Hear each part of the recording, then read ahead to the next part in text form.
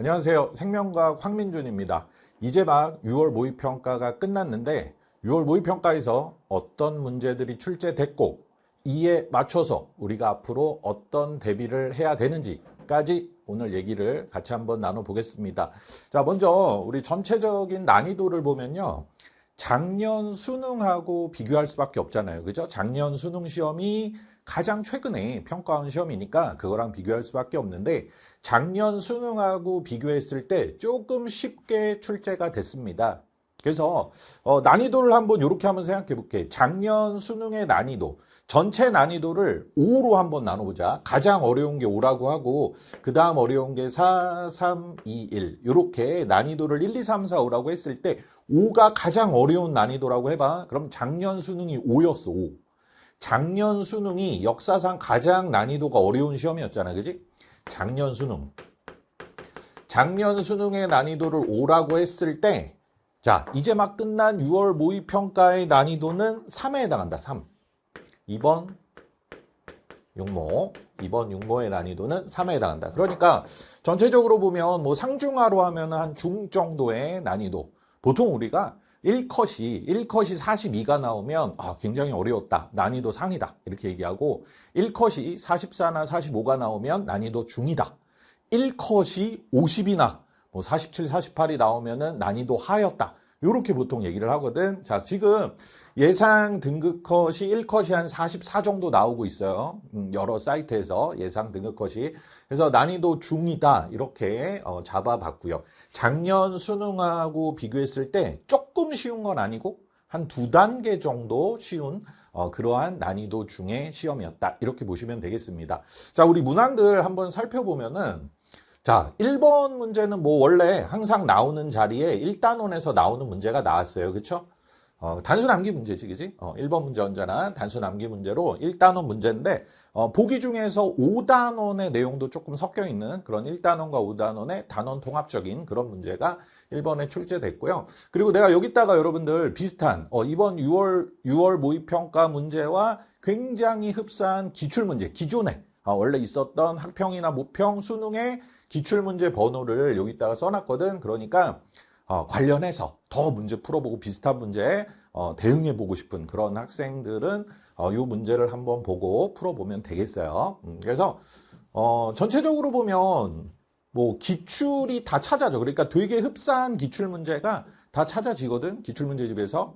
그러니까 기출을 그대로 활용한, 전체적으로 보면 기출을 그대로 활용한 그런 시험이었다. 그런데 매년 육모가 그래요. 매년 육모가 기출 문제를 그대로 활용해서 조금만 변형해서 출제하는 그런 경우가 되게 많았거든. 이번에도 그러한 전례는 답습을 했다. 그대로 나왔다. 이렇게 보시면 되겠고. 자, 1번 문제. 그리고 2번 문제는 생태계에서 자료 해석이 조금 가미된 문제였는데, 뭐 미세 플라스틱이 많으면은 생물체가 잘 살지 못한다는 그런 자료. 근데 자료 해석이 작년 수능보다도 자료 해석이 난이도가 매우 낮은, 아주 한눈에 그냥 알 수 있는 그런 그래프, 자료 이런 것들이 출제됐어요. 그래서 이번 문제도 상당히 쉬운 문제였고요.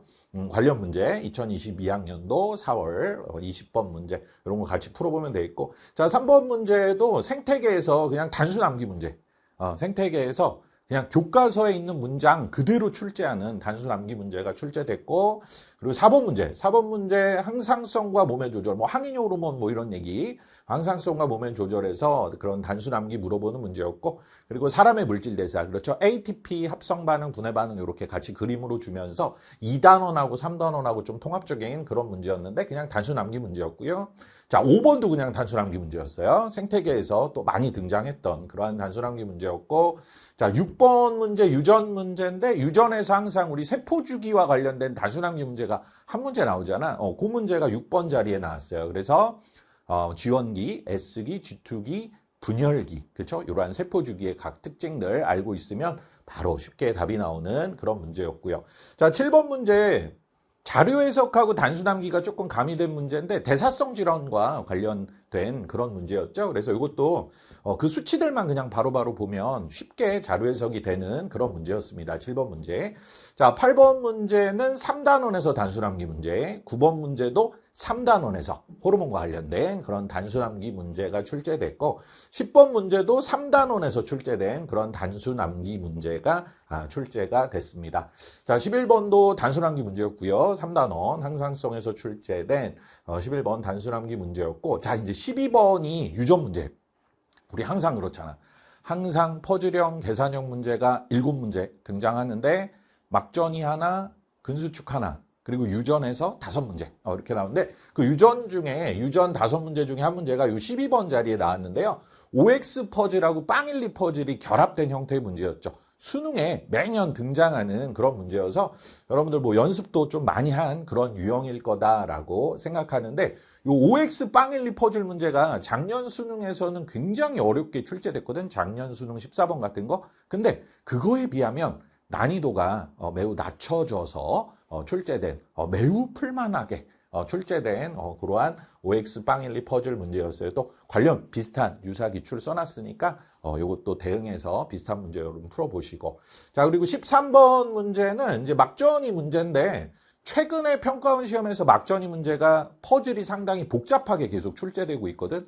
그러니까 조금 난이도 있게 출제되고 있는데 작년 6월 모의평가의 막전이 문제가 가장 복잡한 퍼즐로 출제됐었거든. 근데 작년 6월 막전이 문제보다는 이번 6월의 막전이 문제가 조금 한 단계 정도 난이도가 낮은 그러한 퍼즐로 출제됐어요. 그래서 이것도 좀 풀만하게 출제되지 않았나 이렇게 보고요. 13번 막전이 문제였고 자 14번은 염색체 분석하고 빵일리 퍼즐이 결합된 형태 염색체 분석 먼저 해서 라인 따지면 바로 답이 나오는 그러한 문제. 이것도 많이 봤던 유형일 겁니다. 이것도 기출에 굉장히 비슷한 문제 있고요. 자, 15번 문제 가계도. 특이하게 가계도 문제가 15번 자리에 나왔어요. 보통 17번이나 19번 자리에 많이 나오죠. 근데 15번 자리에 나왔어요. 뭐 문제 번호는 정해져 있는 건 아니잖아. 근데 수능에서는 17번의 돌연변이, 19번의 가계도 이러한 배치가 가장 많긴 한데 뭐 꼭 그러라는 법칙은 없다. 뭐 가계도 문제가 7번, 8번에 나올 수도 있는 거야. 그래서 15번 자리에 가계도가 나왔는데 이 가계도 문제도 난이도가 조금 낮은 그런 가계도였다. 작년 수능 가계도랑 난이도는 비슷해요. 작년 수능 가계도랑 난이도는 비슷한데 약간 쉬운 추가 정보 해석하기가 조금 쉬운 그러한 가계도가 15번 자리에 나왔었고요. 자, 16번은 그냥 단순함기 문제인데 자료 해석 조금 가미된 단순함기 문제가 출제가 됐고 이것도 기출에 굉장히 비슷한 문제 있죠. 세균보다 바이러스가 사이즈가 작기 때문에 여과기를 바이러스는 통과한다 뭐 이러한 내용 자료 해석 한 번만 해주면 되는 그런 문제였고요. 자 17번은 돌연변이 문제인데 17번 자리에 이제 돌연변이 가장 많이 나오는데 돌연변이 문제가 이번 시험에서 가계도 돌연변이가 아니었어요. 빵일리 퍼즐 돌연변이 문제가 나왔어요. 그러면은 땡큐죠. 가계도 돌연변이가 가장 난이도가 높잖아. 작년 수능 17번 같은 거. 근데 그 유형이 안 나오고 빵일리 퍼즐에서 돌연변이 문제가 나오다 보니까 돌연변이 문제 난이도가 작년 수능보다 많이 떨어진 그러한 이번 육모였습니다. 이 17번 문제가 난이도 차이가 많이 났어요. 작년 수능하고. 그래서 조금 쉬웠다. 이렇게 17번을 보고도 많이 판단을 하는데요. 자, 18번은 다인자, 단일인자 결합된 문제인데요. 이것도 정형화된 유형에서 그냥 나온 거죠. 기출문제 굉장히 비슷한 것도 있고 여러분들 많이 연습했을 법한 다인자와 단일인자 연관인 그런 문제. 그렇죠? 많이 연습한 문제, 예상대로 출제된 문제다 이렇게 보면 되겠고 자 19번 자리에 이제 근수축이 나왔거든. 근데 근수축이 분수 형태 나왔어요.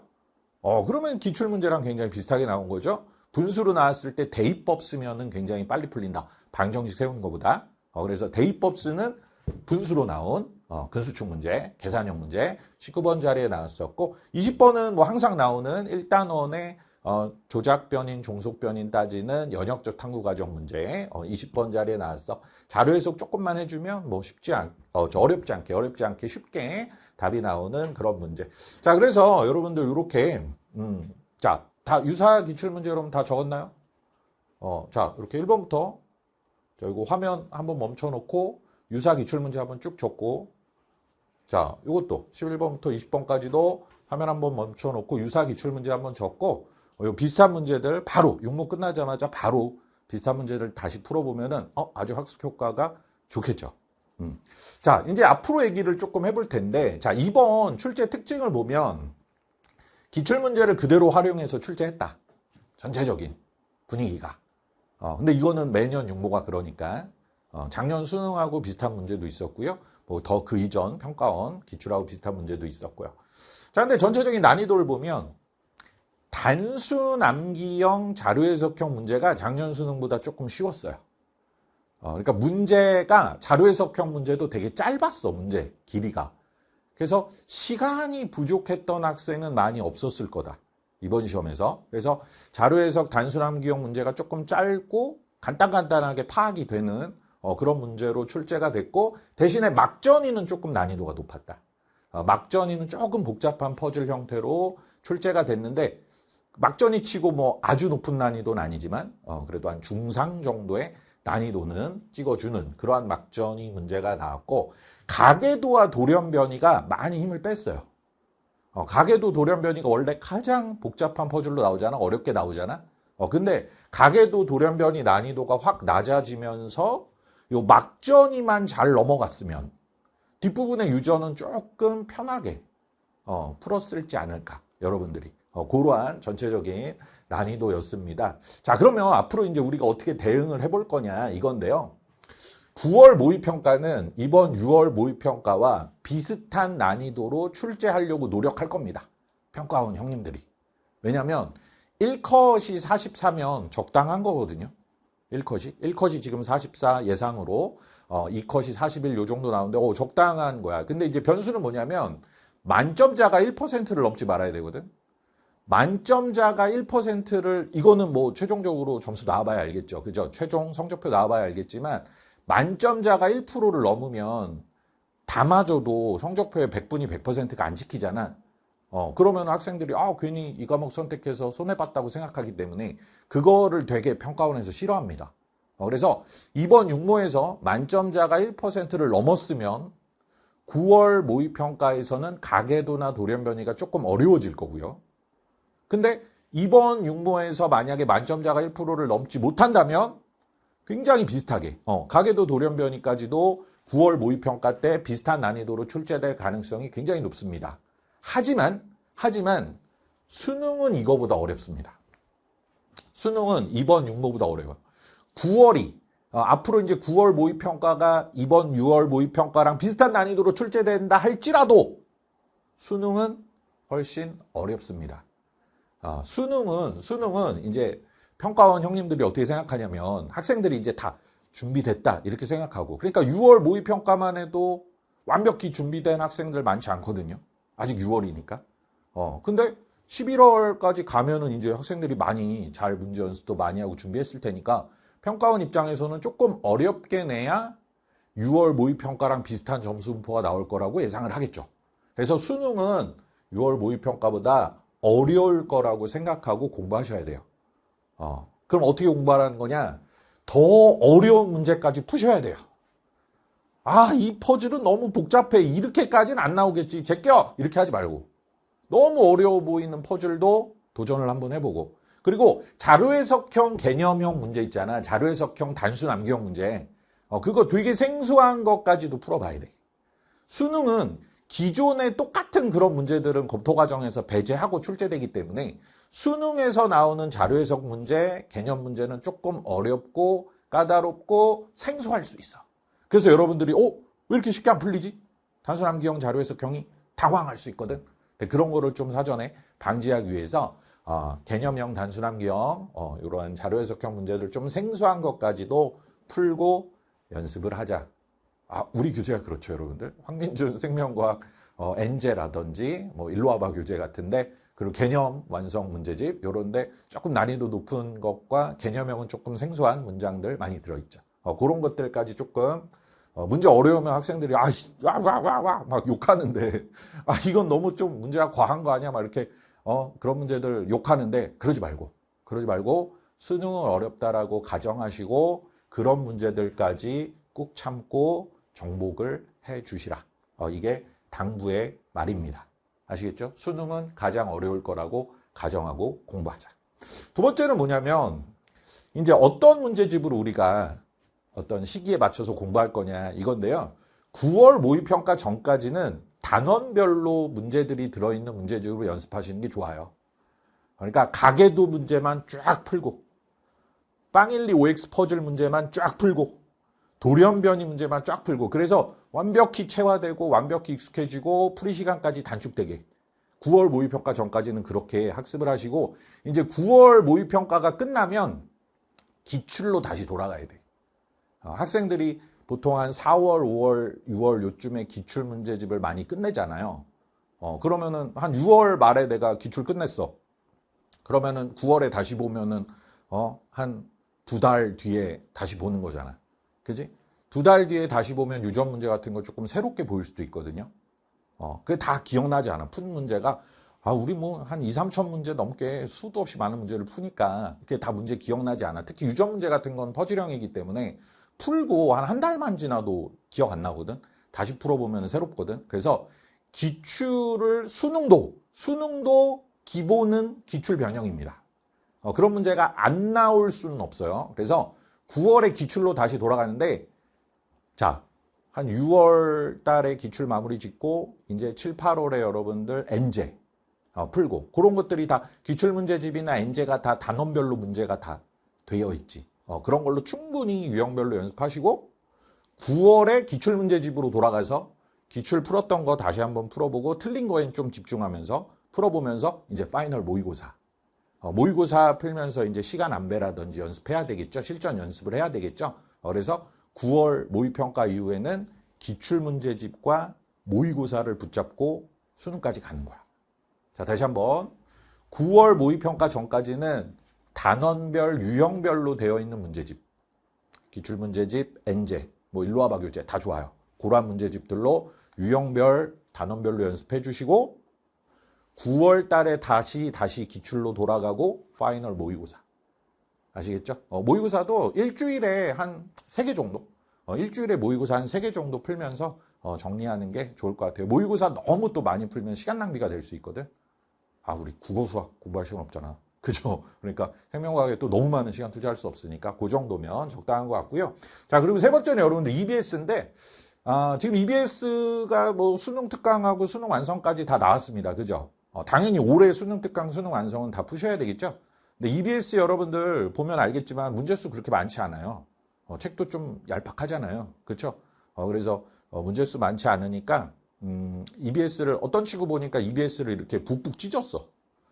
북북 찢어가지고 한 20장, 30장 정도 이렇게 스테이플러로 찍어서 이렇게 돌돌 말아서 갖고 다녀.